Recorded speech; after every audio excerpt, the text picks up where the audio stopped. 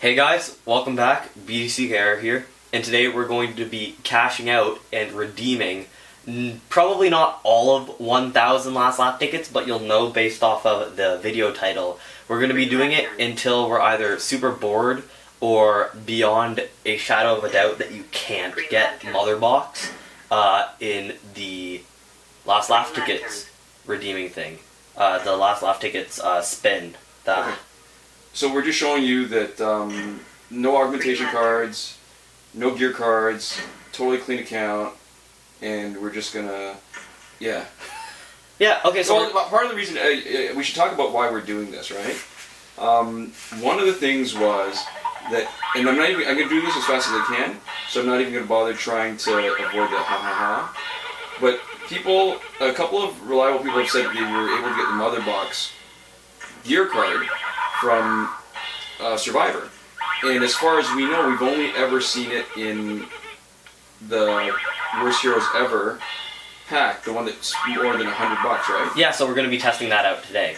And just really quick before I forget, we're not sure exactly when the videos are going to upload in relation to each other, but we are doing a giveaway, if not right now already, and if not that, then very, very soon, like same day. It's going to be a big Steam giveaway. So you should go check that out. The other thing this will do is it'll give us an idea of like how likelihood. There we go, another Suicide Squad card. That's right. Good. So after we get bored of this, we're gonna cut away and then shut down Survivor to see how many we've actually cashed out, because we can't tell because the count is not accurate. It goes from 99 down to 90 as long as you're over 100. Yeah, and we will be cutting every 20 minutes if it takes more than 20 minutes, just to check, to restart the camera, and then we'll take that opportunity to check how many we've cashed out. Yeah. Alright. So we've not been sort of keeping the secret. We live in the Greater Toronto area, so we're Canadian A. And you were telling me you went to the CNE on opening day. Oh yeah, the exhibition, and it was really great. I had an opportunity to, I know this is where you're going, to try out the Vive, which is, the virtual reality technology that Steam has backed, and it's made by HTC. And I have to say, I was pretty impressed with it. It was not like a great gaming thing, like I was in a little simulator. It was kind of just look around a little bit. So it was like almost like a... Like an escape room. Okay, so it's that kind of... What's the phrase I'm looking for? Just a proof of... Like a proof of concept. It was like a tech demo. Yeah, okay. Except it was a specific simulation that was supposed to be scary. It was supposed to be kind of a fun horror experience, but it wasn't really. But I was really impressed with the technology itself. I know there's a lot of limitations to it, like the fact that there's only really like 2 significant kind of inputs on each hand for the controller that you're holding. Right. So it's essentially 4 things. One of them is a trackpad, so there's a bunch of stuff you can do with that, but it's limited for sure. And so, but I really, really enjoyed the feeling of looking around a room, and not exactly walking, because you couldn't run around in the actual space, because there's a corridor along your back, and you're in a relatively small actual area. But it was really satisfying, like ducking around and looking down and just like really experiencing it. It was a lot of fun. All right. So one thing I've heard about virtual reality, one of the shortcomings that it was such a big deal when Oculus Rift overcame it, was that there's a lag between when you do stuff and you look at and you see stuff move, and that was always giving people headaches and making them dizzy or whatever, really uncomfortable. So how good was this virtual reality? It was really good. Now, I don't know, it might just be me personally, but it was pretty seamless. The main issue was there was a little bit of visual kind of issues where it wasn't exactly like the highest graphical fidelity. There was a little bit of like, not exactly static, but visual artifacts, like little bits of coloration that shouldn't have been there in the pixels on screen.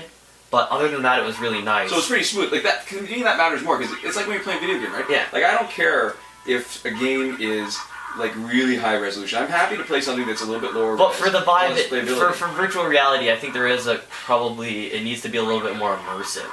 Really? All right. So what about that? That uncanny valley thing, right? Like if you get close, like if you got really close, and it was just that little bit off, wouldn't that feel even more uncomfortable? Like Polar Express. That's what they always criticize about that movie, right? With that Steven Spielberg Christmas movie, that it always looked that little bit of almost real, but not quite, and it made people uncomfortable. Oh, I totally agree. There's a bunch of limitations to virtual reality as a medium. A bunch of stuff that it can't do that other games totally can. Because it has. There's another Killer Croc companion.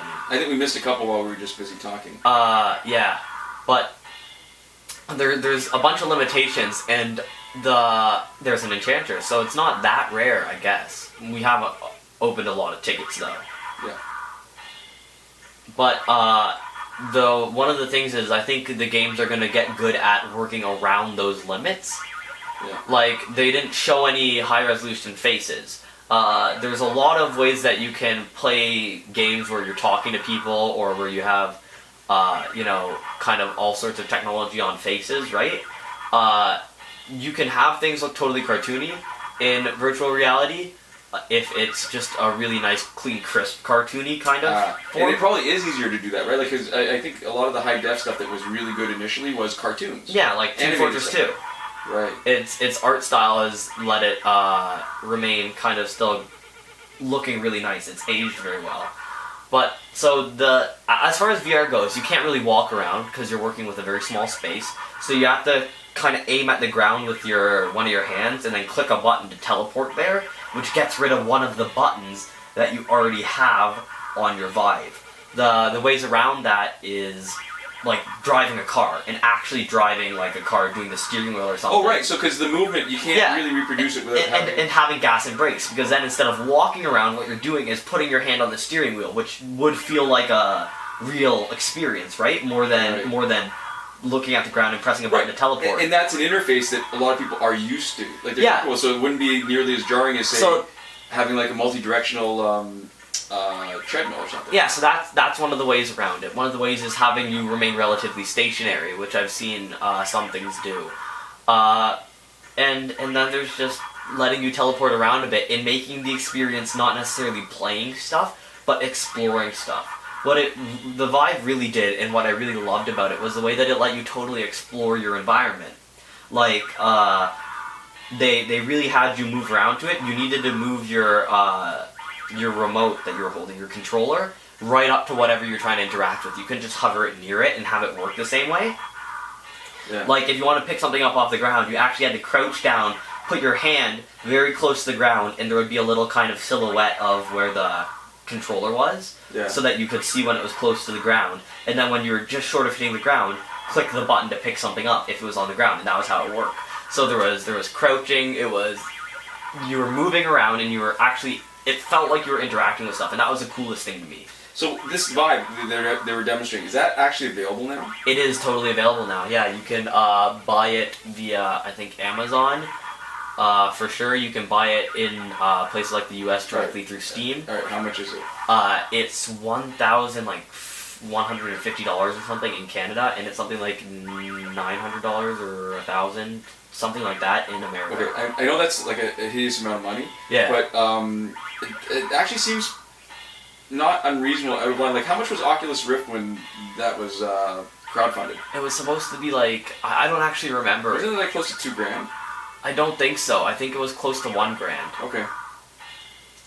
But yeah, so it was very, very cool.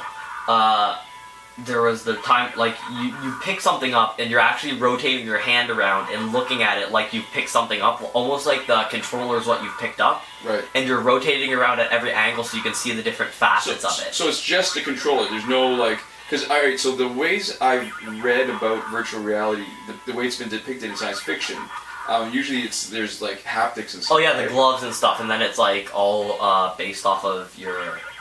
Like, there's feedback. You get like tactile feedback too. It's not there yet. It does. The controllers do vibrate.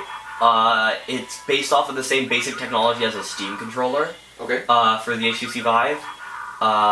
So they do have the ability to vibrate, but other than that, it's really not much of anything. a trackpad so that you can do various like gestures and inputs and click it in various places probably to produce various like inputs. Yeah. And then a trigger on the back. And then above and below the trackpad, there's like, you know, the start and home buttons or something like that. And that's mostly it. Alright, so this is going to be a funny perspective to put on it, but when we talk about its cost $1,100, again, sounds like a hideous amount of money, but I remember when VCRs first came out, and they were like $500 or $600 each. And in today's dollars, that would be like pretty much the same, right? It would be pretty comparable. So in the greater scheme of things, it actually seems pretty reasonable for that kind of experience. Yeah, it is definitely really cool. And I like that because you can't, like I said, you can't really walk, but if you were to walk in your small space, it does actually move you. Yeah.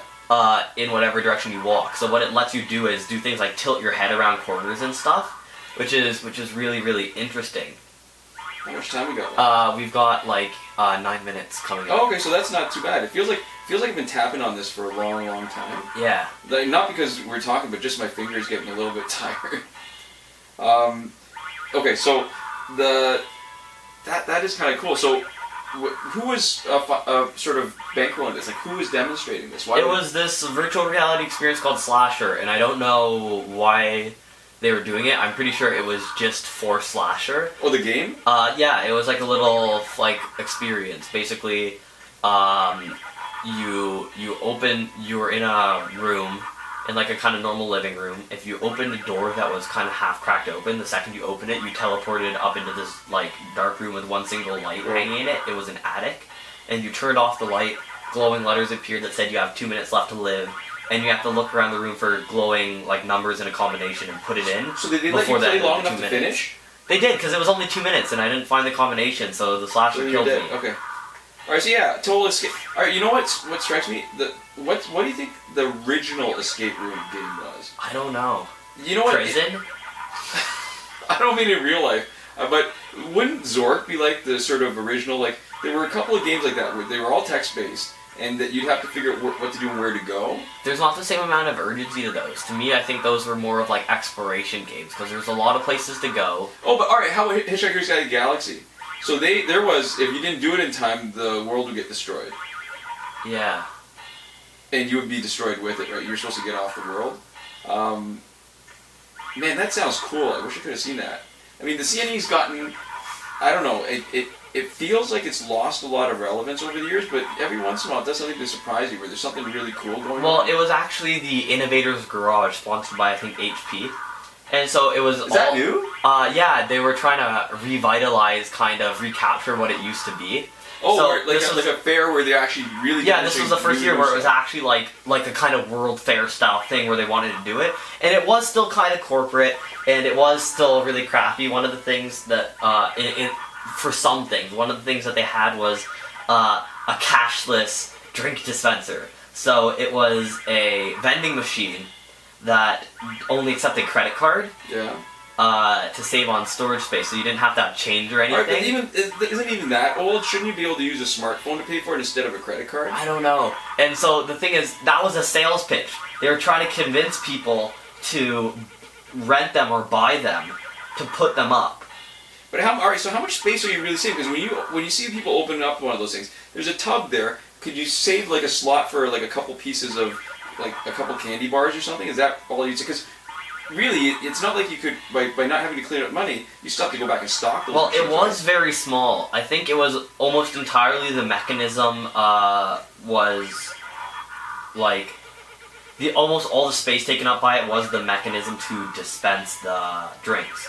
And then a very small credit card one, because the entire right side, you know how there's always the big backlit part on the left side with all the drinks or orders that you can do, or a big open glass area, right. And then the right side, I think the entire right side is to handle the money and everything. Really? So it was a smaller version of that, and it seemed like the bottom dispensement area was very, very small. So it was one of those machines that just has a single area that you dispense it from, and it was all meant to be very compact. So what they were showing off was the fact that you could fit it into like a trunk of an SUV. Like standing up. Doesn't that make it easier to steal too? I guess there's not much to steal, it's really just the content. Okay, we are really rambling at that point. I was Alright, but that's cool. But yeah, so there was a lot of stuff like that, but there was also stuff like the Slasher experience, which was free and you got to do it. And it was funny because you had to sign a waiver. Yeah, we still got another. You still 5 sign a minutes. waiver? What? You had to sign a waiver. You don't wipe out and that sue you're them? not gonna like sue them or something for being too scared. It was one jump scare. You're going around. There's not a huge sense of urgency. There's no music or anything. So it's just you going around a dark room, trying not to like. And it really was kind of similar to the experience of actually going around in a dark room because you could see stuff, but you kind of had to squint. So you didn't know exactly what you were looking at. It was a little disorienting trying to stumble around, and you're looking for glowing numbers. But then, right at the end, when your time is up, instead of letting you know there's no timer, right? You invariably turn around, and then when you're looking in a certain direction, just out of the darkness, the slasher kind of runs up at you, and then you're put fake tied down. They don't let you move around anymore to a chair, and then the slasher comes in and stabs you. But alright, so when they stab you from the front, I'm guessing, so Yeah. you can actually experience it. Because if they stab you from the back, it's not like anything would actually happen. well, you can turn around and look behind you. So they put you down, they don't let you move, and I think the actual last scene, because they don't let you move around or interact with anything at all, I'm pretty sure the last scene was actually filmed oh, like real, like with, a a, cutscene. with a 3D camera. I think Okay. there was actually an actor wearing a hood. You couldn't see his face or anything. Like a 3D camera or a 360 camera? Sorry, not a 3D camera, like a 360 camera. Well, Yeah, I it would thought have that's also what had you to were be a 3D camera. It had the feeling of almost being like it was real, except the knife looked kind of 3D rendered. It was hard to tell exactly. So it's like one of those cutscenes that are so much better. Or I guess that speaks well to the game itself, because then if you're not entirely sure, then the game itself was almost as good as the cutscene. Yeah. That's I wish I could have seen that. Or because they're not letting you move around, right? Because the fact that you're not allowed to interact with anything or move around means that they could actually substitute real film stuff in. Yeah. And the game environment that you walked around in originally was actually just like a 3D version of that. So does that mean it's almost like on rails? It kind of was, because you walk around, you open a door, you're in an attic, you walk around there a little bit, and then after 2 minutes you're teleported back down. So there's really only 2 rooms you can walk in the game. I don't even think that was probably the best. It was probably one of the quickest ways to show off a little bit about VR, but probably not one of the best. And I mean, it was probably something done by Slasher or somebody associated with them. Because that's the only way that I can see them actually showing that over something else, specifically, was if they actually made it. Alright, so I've sort of been half paying attention to the stuff we're getting. A lot of augmentations, a lot of gear. We've got a handful of the Suicide Squad character gears, but not a one of the mother box. And I don't really have a sense of how many we've cashed in so Yeah, but we're up at 18 and a bit minutes now, so we will have to. There's the Diablo, so we definitely got the full Suicide Squad set, and we have gone totally off rails about the game itself as far as what we're talking about here. But yeah, alright, so yeah, lately the Suicide Squad. What's funny, and this is part of the problem when people ask what's when. Oh, actually, we pause. Let's pause now. Well, let's pause, and then we'll just start another. yeah, so we'll be. All right, so this is when people ask about what's next, what's going to happen next. I mean, nobody really knows except for the developers, and I'm actually, I suspect sometimes even they don't know because stuff comes up and they change their minds. But the Suicide Squad challenges, the 3 that were there, Harley Quinn, the regular Joker, and Deadshot, were all like short, like 4-day challenges. And then they just started rerunning them again. So Deadshot was the first, and now he's again. After running through all 3, Deadshot is back. So yeah, if I had to guess, what I would expect that it is that they were just trying to get everybody out as close as possible to the Suicide Squad in theaters, right? Right. So they wanted to just keep generating hype, keep the names relevant, keep the characters relevant for as long as possible. And then now they're rerunning it to let people actually get a chance who didn't the first time around to win them. Well, what's sweet is because there's 3 levels, and the first level now is so easy. I gotta say, like the regular challenge difficulty, that's basically letting people have 6 copies. Yeah, it without having to is. reset. If they have the time. And it's kind of nice actually, considering how expensive they all are. They're almost all like 500,000 credits each, right? 500,000 credits each. That's true. I actually didn't think about it that way. So it's essentially free Elite 5. But of course there's going to If be you have people, time. Yeah, but of course there's people that are peeved because some people, well, either you have time to do the challenge or you have time to grind 500,000 credits. And I think doing the challenges would be Easier than half a million credits, yeah. 6 hours, you know, that is definitely a couple days worth of playing. But I think 500,000 credits for one copy, right? Yeah. So 500,000 credits for one copy. 6 hours of doing the challenge is less than 500,000 credits.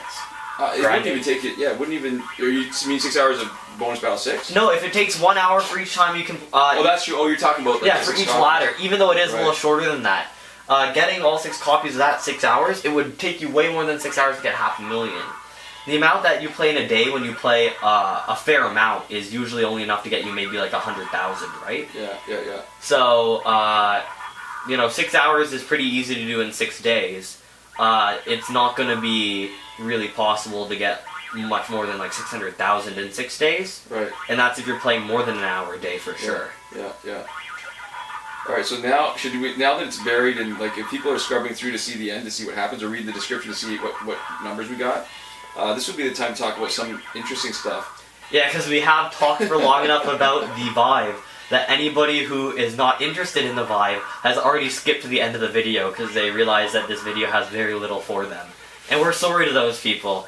Well, not entirely. Well, I mean, honestly, like a lot of things. I mean, listen, we've had, I think, more success than we ever expected, but ultimately, we're still doing this for ourselves, right? Like we're just doing it because it's still fun. But we're doing this for ourselves. But we're also really definitely also doing it for anybody who's watched to this point because that is impressive. That is a feat.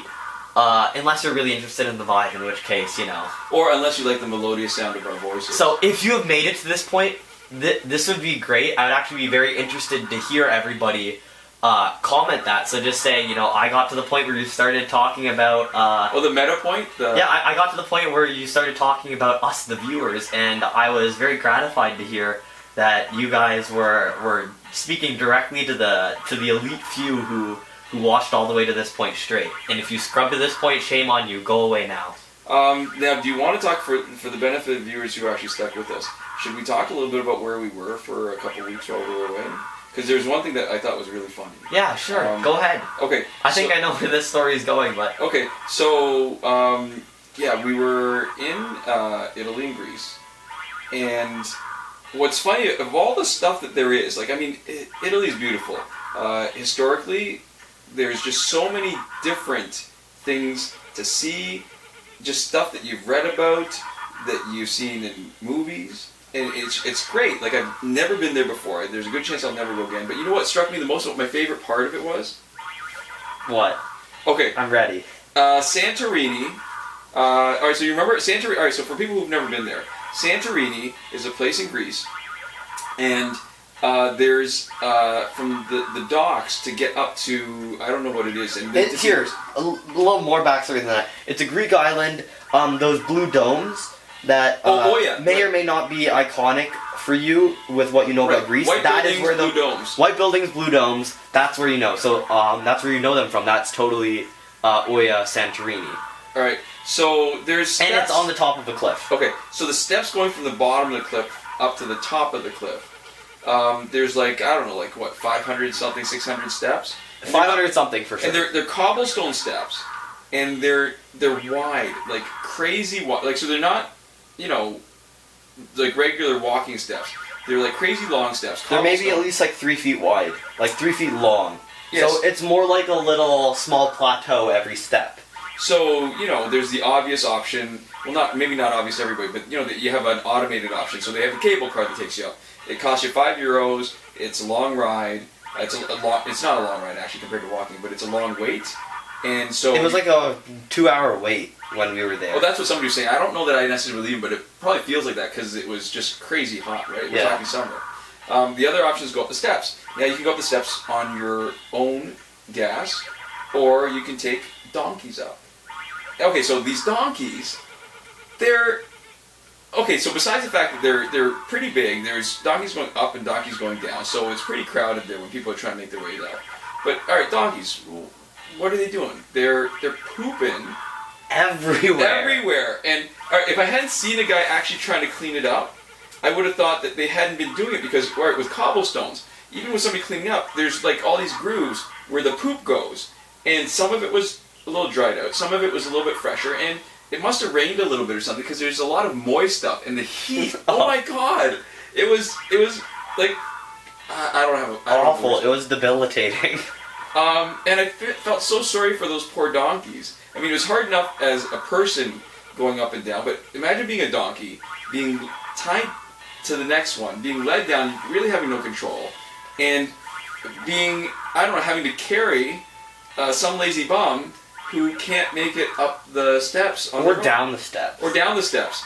Yeah, that was, honestly, that was, I don't want to say it's my favorite part. It was definitely the most memorable part. And it was one of the worst parts while it was happening, but one of the most entertaining ones after it had already passed. Oh, yeah, totally. I just, looking back on it, I'm so glad we actually physically made the climb. I think we've really thinned out the herd now. We've talked for 15 minutes about the vibe, and then for another 5 about donkey poo. I think most people who aren't really committed are gone now.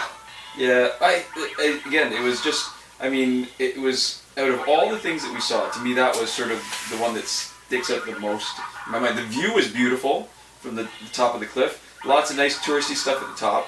But I think if you're ever going to go to Santorini again, for anybody who's watching, you have to walk up those steps if you can. Just to say that you did. Just to say that. You won't enjoy it while it's happening, but you'll enjoy telling people the story afterwards. It's so true. Oh my god. What was your favorite part? It was that or the beer bike. So, there was this... Right out at the port in Santorini, there was everybody at... Was that the beer bike? Sorry, not Santorini. Oh, gosh. It was Catacolin. It was on the island that has I was just saying Santorini. I have no clue why. But there was, of course, everywhere where you are that's at all touristy, which is, for the most part, everywhere that you are, everybody is selling you something in Greece and Italy, especially Greece. But out of all the sales pitches, we saw one that stood out. It was a beer bike. So what it was kind of like a mini, like, bar. And it was €5 for a 30 to 45 minute tour. And 2 drinks, so you could get like soda. Well, the selling point was 2 beers, right? Yeah, 2 beers. Because that's the most value. And they mostly had beer, but they had beer, water, and soda. And so you would get Fanta. on it. I love Fanta. I don't know why Fanta isn't so easily available in North America, but I digress. Sorry, it actually is in a lot of places. It's really? I hardly ever see it. Oh, wait, anyway, sorry. But, anyways, so we decide to go on it, right? So it's €5. We collect our drinks.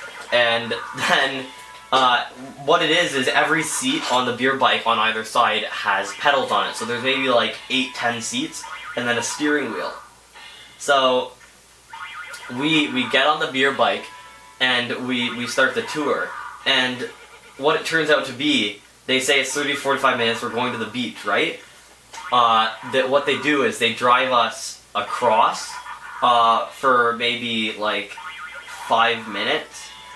Just to a little concrete pier. Drive us down the pier, drive us back up the pier, and then out again for another maybe, like I said, 5-10 minutes, and then back.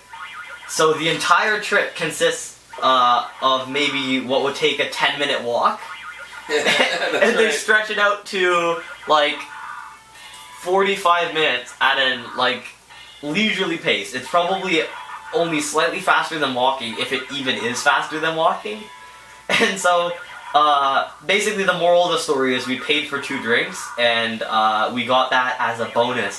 But it was one of my favorites because they were so earnest about it. They were nice guys. They were really nice, yeah. And they were just trying to make some money, and they had found this really kind of entertaining way to do it. Right at the end, in the middle, before we went back, right on the sands of the beach, they had us do Greek dancing, which was this cheesy little like 4-step dance. Oh, that was great. That the guys came in and joined us on, and so it was cheesy. It was like, it was fun. It was in no way premium. We essentially paid for 2 drinks and got that as an experience. But it was one of my favorite experience it just because it was so entertaining the entire time it was happening. A lot of the things that you see in like Greece are really beautiful, right? And you see a lot of them, but it's moments like that are totally unique from anything else. Because you can see all those beautiful things in a lot of different ways. I mean, you could have a 3D virtual tour on the Vive, and you won't experience the same stuff, but you'll get a lot of the sights, right? Right, because we saw the sort of typical touristy ancient ruins kind of at Knossos. What else did we see? Pompeii. We saw Pompeii. And they were all beautiful. We saw what else? The Pantheon. So a lot of really cool stuff. But you can't experience the beer bike. You can't mimic that in almost anywhere in the world. Now, one thing I gotta say too is one thing I actually liked, and I'm not sure that it's probably it's kind of, it's in some ways it's a little bit sad that the economy of Greece is you know, it's pretty widely known that it's not doing that well. Are we getting close to 20 minutes yet or no? No, we're at less than 13. Okay, so that you know, I think a lot of the economy is propped up with tourist dollars. So one of the cool things was that, you know, while compared to Italy, which was really a lot more expensive, Greece, you walk down the street, I mean, they know that they're targeting tourists, but the prices were still so reasonable. You know, we walked down the street, a scoop of gelato was, what, like €1? Yeah, and we don't need to be patronizing to those people, but it was good that we were able to help them a little bit, even if it was, you know, it wasn't like we were doing it out of the goodness of our hearts. We weren't buying food and stuff, and the people were so nice too, because, alright, so we were, again, for the people who weren't with us, we spent a lot of time doing, using public transit, right? Like we didn't take any taxis, and we got lost a bunch. But it was, you just talk to people, and they were just so friendly and helpful, and it was a great way to explore the islands of Greece and Italy. Yeah, and we met a bunch of people from Canada, and we also met a bunch of people we can't say from where, but that live startlingly close to us. Yeah, that was small world, right? Yeah. I'm trying to think. What, you know what else I liked? I hadn't had this before. Real Neapolitan pizza. The crust was so thin. And the center was like so thin that it almost couldn't even support its own weight. It was so delicious. And it didn't even have to be like covered with a whole bunch of stuff. Like my favorite was actually the marinara pizza, which is just like tomato sauce and like spices. Basil, yeah, seasoning. And seasoning like garlic. Yeah. It was so good. I don't know that... I think I'm spoiled for regular pizza now. What was your favorite thing to eat while we were there? It was probably the pizza. Which one? Which one did you like the most? The margarita. So that's very similar to the marinara. It just has little globs of cheese on it. They do it a little bit differently. They don't even put cheese over the whole thing. They have like... I think probably small discs of like mozzarella, which they put on in various places. So there's like chunks of circles of like fresh, nice cheese. So it's not everywhere, but it's like way nicer cheese. I'm getting hungry just talking about it. Oh, and what was funny was that Italy. There was one place in Naples. What was it called? I think it was Pompadorino, and their pizza.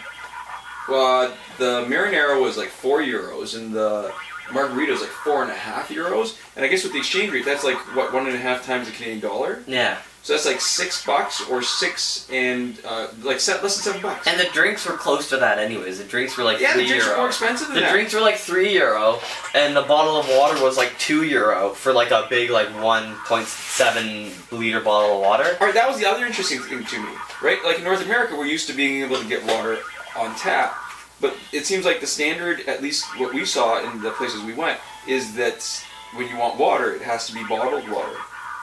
That and it's not so much, they don't ask you whether you want tap water or bottle. It's when you want what is it, like, how do they say it? Like either with bubbles or no, that's not what they say. Flat or like flat or bubbly. Something like that. Yeah, Yeah. it's funny, right? And I guess it's definitely a cultural thing. It seemed like, or maybe that was just the touristy places that we went to. Okay, how much longer do you think you're good to go on these tickets? I don't know. It's I'm sure somebody who's watching and has been keeping track has a better idea. It feels like a long time. How long does it take us to do? All right, so let's just. I'm sure people will know from the title if this is near the end, they'll know that this is most of them. If this is halfway through, they'll know proportionally how many tickets we're likely to have done Alright, so at this point. just for our own benefit, let's time how long it takes us to do like a minute sort of tickets. How many tickets we get in a minute? Oh, let's not do the backwards math. I'll let you know when a minute starts and ends if you want. Yeah, alright. Our commentary is just going. Okay, minute now. Alright, there's 1. Our commentary is going straight down the toilet. 2. If you 3. watch the end, please comment. 4. Is that a minute yet? No, that's not a minute. That's only 17 seconds. Really? Your perception of time is really messed up. Well, it's like when they do those things at the Science Center, and you're supposed to stand on a platform with your eyes closed and not count and guess how long it takes to do like whatever, like 10 seconds or whatever. Yeah. And it's amazing how far off it is when you don't really have a frame of reference. Yeah, so if you watch all the way to the end, please comment. I can't guarantee that. Well, actually, I can guarantee that we'll do it for everyone because there's no way that there's enough people doing it.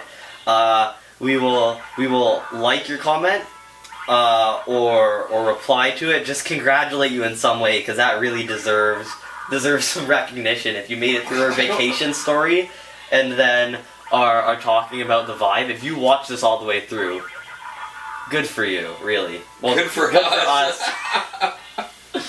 So then comment and let us know. Give us another kind of engagement statistic.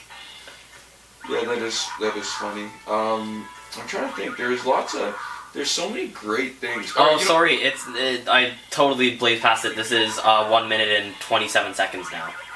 And you stopped counting also. I totally did. Wow. I don't think we can start it again. I don't think we can do that to the people still watching. Alright, so what else is going on? So... Here, we're coming up on 19 minutes. This is a good time to cut it again. Alright, so let's pause here. And we're back. There we go. And it's like it's the magic of technology. We were away for like 10 seconds and it felt like not even one. Wow, it's like time travel. Okay, so I guess we should probably talk a little bit about Injustice. So there's always talk, it seems like right before an update, because I guess, as developers you can't just have constantly like a steady drip of new content, but right before a new update or a big update hits, there's always people complaining that Injustice is dead, that there's no new content, and I guess it makes you think of a couple things. One is that there's a truth to the fact that what keeps this game alive is the new content. We've seen the other NetherRealm, Warner Brothers games suffer. Immortals the most, right? Because Mortal Kombat is sort of their flagship title, but Immortals hasn't had an update in months, and I think it's really suffering. The official boards are dead. The GameFAQs boards are dead, and I can't bring myself to play anymore. I just don't have any kind of motivation to play. I mean, it's not even like I love the wrestling characters, but the fact that there aren't any new ones, it's not really making me want to play. And I think even Injustice is a lot less popular than when it started out. I think it's mostly the totally diehard fans and a lot of the new fans. I think the medium people who are in between have gotten burned out, and the only other people that are filling their place is kind of a probably smaller kind of number of people who are kind of in between the real casual players and the total diehards, right? Right, so we've seen people comment like this too, right? That one of the things that keeps them going is the having glitches, because the progress is slow, and now that there's so much content, it almost feels, it must feel overwhelming and almost insurmountable for people who want to collect a lot of stuff, right? Yeah. So, it's an interesting way to put it, because we've been doing glitches for a long time, but it definitely, I mean, that's sort of the sense that I'm getting from reading some of the comments on the board's official or otherwise. Yeah, I mean, it's strange to put it this way, but theoretically what that means is, as long as they're planning on making new content at the same rate, it might actually be a good strategy for Warner Brothers to evaluate which one of their glitches is the least damaging that is currently patched and let a money glitch back into the game. Or, I mean, wouldn't it be easier just to make their currency, the structure, the pricing structure, just more reasonable? I mean, I would pay money. I mean, we have paid money, right, to support the devs. Yeah. But I would pay more money for, say, you know, unlocking special characters. It's not like pay to win. It'd just be like, you know, new skins or something. The way they do in other games, right? Where you can make your guns look different, new costume. Oh, customization would be totally worth a nominal fee to me for if it was like it would show up in online play and it would just like show them that your characters were a little different. That would be totally cool. I think the reason why they're not going towards a more client-based friendly in-app purchase system is because, like, we've talked about this before, but it's the idea of whales, where like 90% of their income comes from 10% of their users, or even less than that, who buy a ton of stuff via in-app purchases. And so the thing is, they don't actually need to make it priced so that a lot of people will do it. They just need to be to make it priced so that some people will do it. Okay, so it makes me think of two things. One is that because this is, I mean, when was the last time a mobile game lasted as long as Injustice is? We're sort of in uncharted territory, so we don't know where they're going Well, with that. I mean, it depends on what you're talking about, right? Like, Candy Crush has been alive for a long time. I think the difference between a lot of games is this game is objectively more appealing to the kind of more hardcore demographic as opposed to a casual game. Right. And this is more appealing to kind of completionist demographic Right. than a The lot of other obsessive games. compulsive. Like a game like Candy Crush is a lot more casual. When you get to the higher levels, it's basically impossible to win, so you go into it with that expectation. This is a game based a lot more heavily around actually being fun for people instead of just being addicting for people. But also pretty heavily built around the collection aspect of being addicting for people. But kind of with a false end in sight before, as they add new stuff that you're trying to Alright, reach. totally off topic. Made me think of two things. One is when you mentioned the whales and how they're making most money from small amount of people. It reminds me of a comic done for the Gummy Bears. It was a joke, and where the chubby guy, I can't remember his name, the big guy, and he was trying to sell gummy berries for like $1 million each or something. And he says, "Yeah, I know it's expensive, but I don't have to sell a lot of them. If I just sell one, then I'll really be successful." Wasn't that also a Calvin and Hobbes comic? It might have been. It's got to be one of those old jokes that's been around forever. So the other thing it made me think of was, I don't even know why I thought of it, but remember in that park in, I can't remember which island in Greece, and they were selling, I hate the fact that I feel like we're getting ripped off on data in North America, or in Canada at least.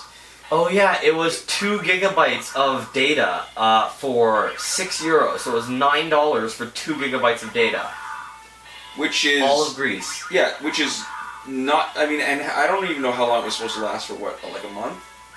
Something. If that was available in Canada, I would pick it up in a heartbeat. Right now, the only way you can get data on a prepaid plan is you're paying $10 for, what, 100 megs? Yeah. Holy But that's crap. for pay-as-you-go. It's But obviously... this was pay-as-you-go too. Well, it wasn't This is pay-as-you-go in a park. Yeah. Well, it was 2 gigabytes solid. The $10 for 100 megabytes is paying per megabyte as you use it. No, they have a no. If you look at the plans, like even I looked at 7-Eleven. I was looking at Petro Can. I can't remember which one, but you have to pay first for $10, and then you get 100 megs, and each meg after that is 10 cents. So it amounts to the same thing, but you have to put out $10 first, Which before is you can kind get of insane, yeah. So it gets cheaper the more that you're willing to double down for. Like, I know somebody, it's 2 phones, unlimited everything but data, 6 gigabytes of data, and it's $150 a month. Holy So crap! that's $75 for 3 gigabytes of data and unlimited talk and text. So I sort of knew intellectually the point of having a phone with 2 SIM card slots. Well, so that you could like buy data from a different provider. Yeah, but now I closely, because it never occurred to me that there would be any kind of need. Most of the time, you've got a plan. Your provider is going to be the one that's going to offer you the best access to data. Yeah, because adding something on top of what you already have. Right, because you think, okay, so you're giving the money already. You get a deal for packaging it all together, so But you're paying a little bit less. €6 for 2 gigs. So anybody who's going to Greece, I don't even know where you need to go. They just happen to be, seriously, selling this in a park. In Canada, in the park, what are they selling you? Nothing. They're selling you snacks. And this was like just guys on the steps towards the entrance to the subway. Selling data. It totally blew me away. Yeah, so that was definitely wild. Yeah.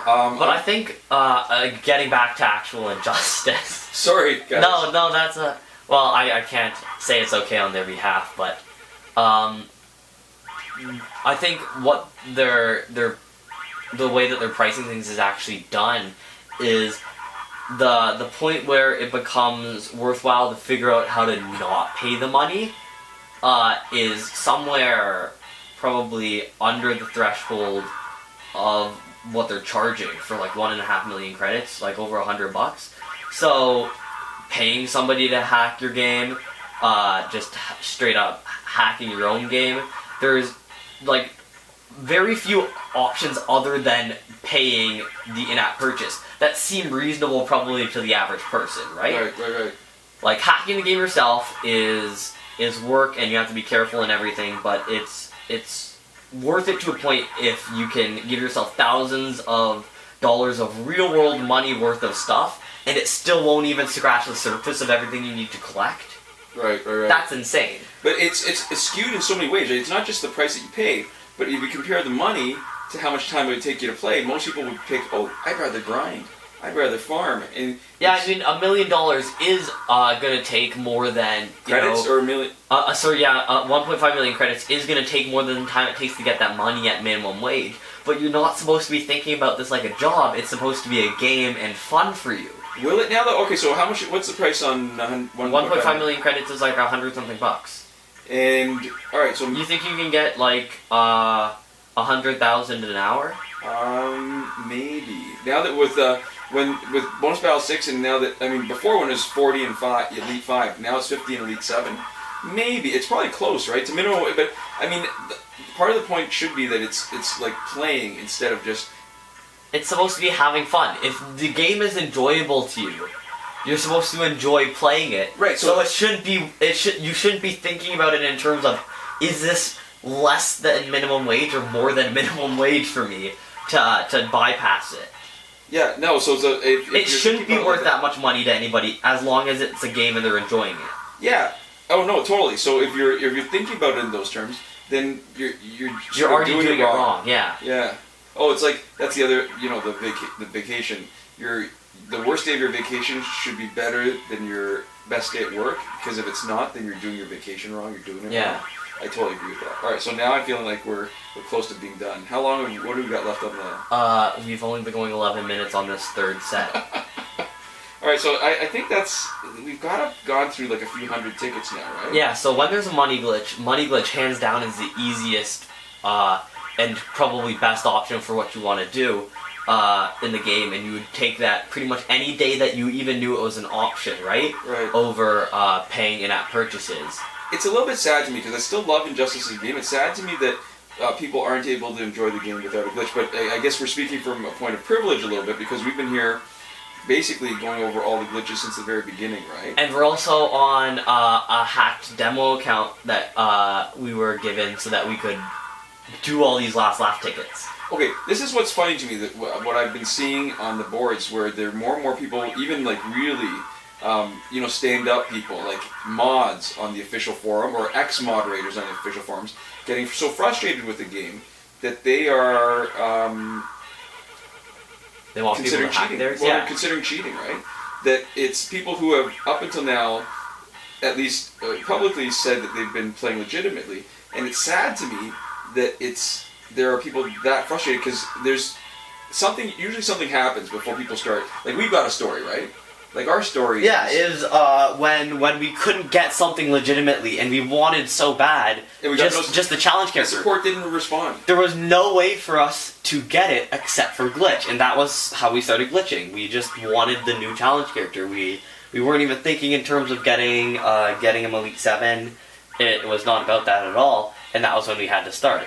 Right, And now it's people just out of total frustration and the need to be able to complete their collection. They've been at it for so long, they've put so much time into it, and just having that denied to them by the new updates and the new content. Or losing their account. Like to me that's the saddest thing when somebody loses their account. Yeah. Like, you know, you put in hours, and I know it's not like there's no real.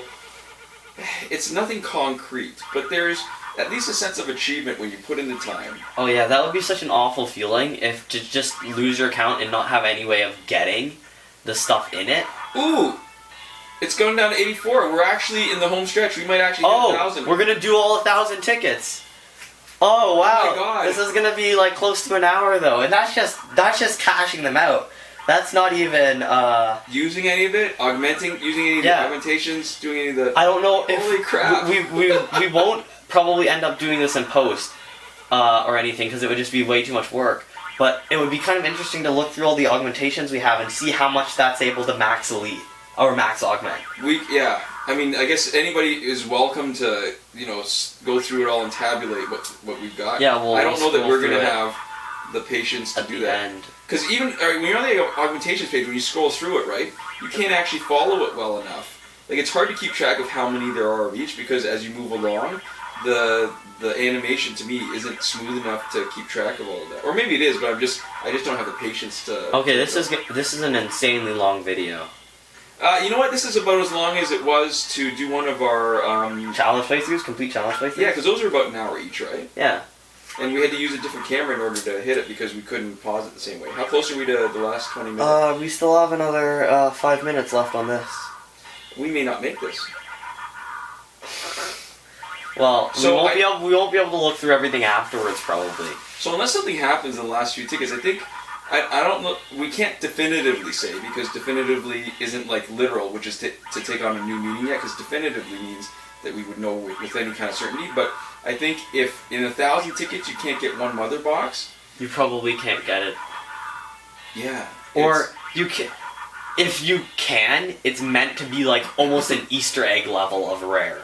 It's meant to be like a kind of like playground rumor about pressing the left and right back trigger at the same time when trying to catch a Pokemon. Oh, that's on such your a lie. DS. You know what I mean? It would That was such a lie. It was. Anything that people want to be an active participant in catching something, it's just random. You can't do anything about it. That's the sad truth. My childhood died that day when I learned that. But or is it? I think the term is innocence. But anyways, it would be reduced to a kind of that level rumor. You'd almost have to show me an image of Mother Box in Last Laugh. And I still probably would need to see some sort of further proof that it wasn't doctored. Yeah, it couldn't even be. Really, video would be. I need to see video. I need to see video editing, and I need to see video editing by somebody who very obviously didn't have any video editing skill, or That would be us. or somebody who had it at like a weird angle or something. So, or there was like a moire video like effect on the screen that would make it very difficult to edit it properly. I would like. I almost need that level of proof, and it wouldn't be reasonable. I wouldn't expect anyone to do it, especially not if they managed to even get it, but... Alright, so if we're cashing out everything, then what we're going to be able to do is... Give a percentage. Well, yeah, and we're going to be able to go straight to it, so we can actually look at all of it. Are we getting close to 20 minutes? Because maybe we'll take a little bit of... We're only at 16:41 on the last... Okay, so then... set. Oh, wow. So, there's another one. Okay, so now we can... I think the first thing we want... Our first priority will be to see how many of the rare survivor gears mode we got, exclusives We'll are. go through all of our gears real quick. I think we should probably start that in a separate set. If you're not aware, if you somehow watch this long without being a regular on our channel, or without having watched enough of our videos to have heard that part, which I guess isn't totally unreasonable, we film on the Nikon 1, which caps us off at 20 minutes of recording. Or it does when we want to do high def. Oh, there's a couple in a row. It does when we want to do high def, and I think considering we're filming it off our TV. Oh, there we go. Oh my gosh, there we go. That's all That feels like an 1,000. That is. All right, so gear cards. We'll start by the highest star first. Oh, okay. 11 copies of Enchantress, 18 copies of Diablo, and 8 copies of Killer Croc. So is that? See, I don't have enough of the math skills to be able to say whether that's within the range of. Well, you just divide it by That's 10 for the percent. That's a 1.8% chance for Diablo. Well, again, that wouldn't be exactly, but this is from our experience. 1.1% chance of Enchantress, and 0.8% chance of Killer Right, Croc. but because of randomness, maybe the actual expected chance that they plug into the random number generator. It's probably closer to either 1 or 1.5 from the distribution of what this looks like. somewhere in there. So that would be a chance of 4.5%, maybe somewhere between 4.5 to 5%. Well, alright, so let's add up. 19 plus 18 is 37. So 37 out of the 37 out of 1,000. So So one that's a of the 3.7% chance of having one of the three. of getting any one of them, which It looks isn't like awful. Superficially, Killer Croc looks like the rarest, but it's not that far off now. But we got like 2 in the first 2 we got. I think were both Killer Crocs early on, and then as soon as you go to anything else, we've got 24, 14, 28, 32, and we actually have a lower. Look at that. 15 only of the 1-star, 10, 8, 11, 6, 21, and 16, and 12. It actually looks like there's a better chance of getting a 2-star than there is of getting a 1-star. So because this was a hacked account and we didn't have any control and without any gear to start with, it's hard to get past Survivor level 6. So I guess there's something to be said. I think with one of the updates, they've changed the likelihood of getting 3-star gear so that it's less likely when you don't get that far in Survivor. So get as far as possible as you can in Survivor, but when you get that far, from the looks of it, cashing out means that your 2 evolves into 3-star gear is actually more likely than your 1-star evolves into 2-star gear, which is good to know for sure.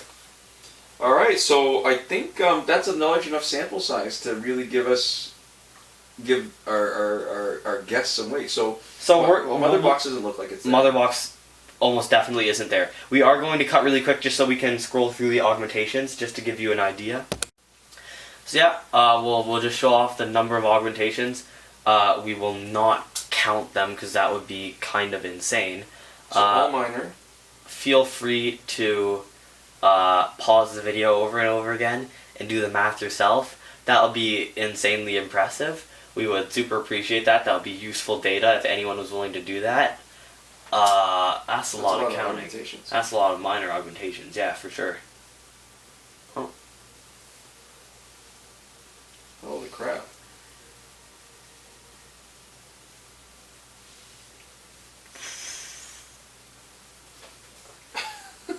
This is the issue with the augmentation system. Oh, there was one major augmentation. So the chance of when you only finish level, this is what I mean. It's hard to keep track. When you only finish up to level 6, then wow, it does really skew towards Minor, for sure. wow.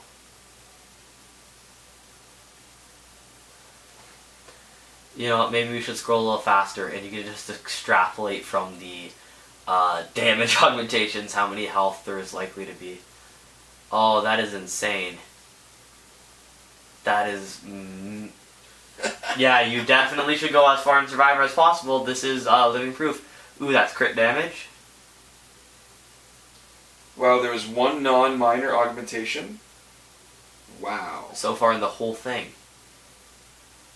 I don't even want to see how many XP we have. I think The XP problem is, actually, by the time you can get 1,000 last laugh tickets, XP is pretty much useless. I don't know about that. You know, there's always new challenge characters, I guess so. and sometimes, you know, when you want to use them. I guess that's not always the kind of grinding that you want to do, and it's sometimes useful to... Oh. No, it keeps. All right, so this is what I mean. Why it's hard for me to keep track is every once in a while, if it doesn't register with the way my finger is moving properly, then it's so easy to lose count. Yeah, counting this is not realistic. I have realized. See how there's that shift in the. You can keep track of where your finger is, but then if you want to just keep track from the picture. Yeah, the way that it doesn't actually. Well, and this speaks to the other point we've made before, where not only is crit damage and crit chance the most important. Was that That's minor. Oh. Not only is crit chance and crit damage the most important, but in general they should probably be the easiest to max out because it takes fewer of them to max them. Because instead of getting to 300, you're getting only to 100 or to an extra 50, right? Yeah. There we go. And now we're going to XP. Wow.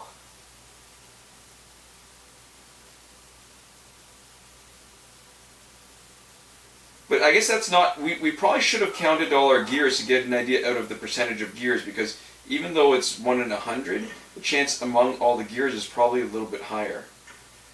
Uh-oh. I don't need a... I'm going to So need a calculator. we'll just take a quick look. We'll just scan through so that anybody who wants to, or if we choose to later on, we can look at the number of gears. Yeah, and that'll be either in the description or in a comment if we... Or just in our heads, because in our imaginations, as we just don't have the patience to do it after filming for an hour. Hey, for anybody who's still watching... Well, I think everybody who started is going to scrub to the end, at least till here. Anybody who's watched the end, oh my god, thank you so much. I don't know how you did it. And anybody who's just scrubbed through to here, thanks for watching. Really, to everybody, thanks for watching. We'll see you guys next time. Komoda. Oh, and by the way, we're doing a giveaway just right about now. It's going to be a big Steam giveaway, so you should go ahead and check that out too. I know we've already said Komoda, but we're going to say it again. Komoda.